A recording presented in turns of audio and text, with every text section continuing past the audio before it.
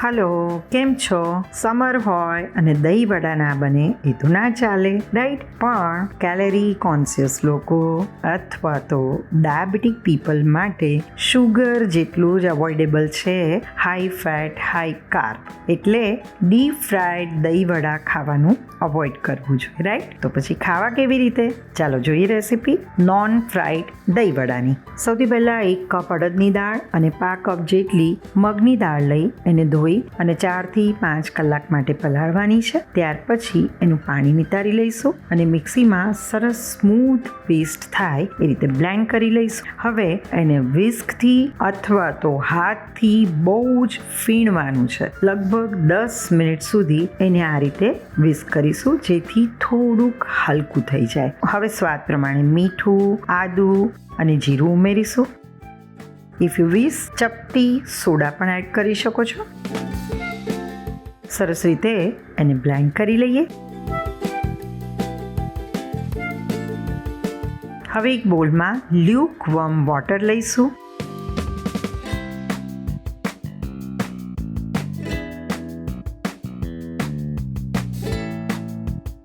એમાં થોડું મીઠું અને ચપટી હિંગ ઉમેરી એક બાજુ મૂકીએ.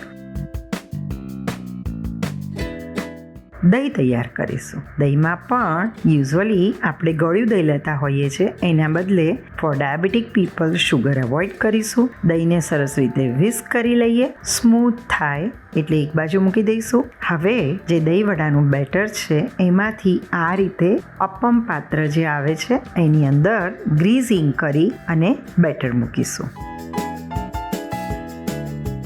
થોડું સાઈડથી ઓઇલ ડ્રિઝલ કરી દઈશું. કવર કરી અને બંને બાજુ લાઇટ બ્રાઉન થાય એ રીતે એને કૂક કરી લઈશું.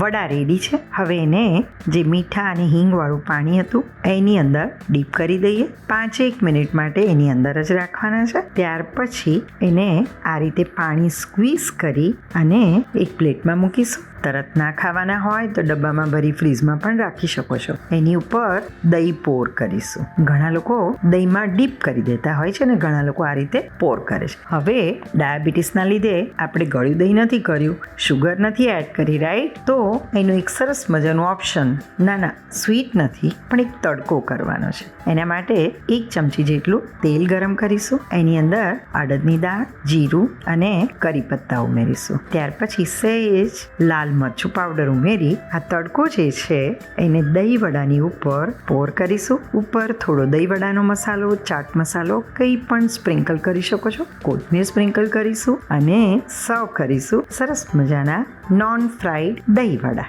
વધારે એન્જોય કરવા હોય તો વડાને 2 કલાક માટે ફ્રીઝમાં રાખી અને પછી ઠંડા દહીં સાથે સર્વ કરીએ.